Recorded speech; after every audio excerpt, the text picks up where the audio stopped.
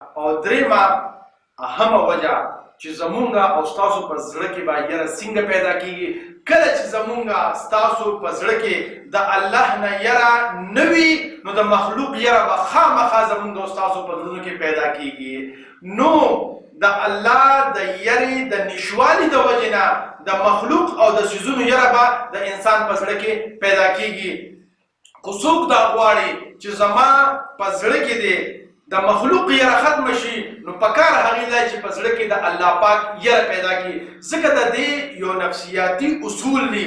تاسو یو لوښي واخلئ که نه، اوس په یو لوښي کې تاسو پرس که پیم واچول او تاسو پرس که څه ګنده اوبه هم پکې ور واچولې نو دا به نه پی شي او بلکې هغه پیم هم ګنده اوبه شي.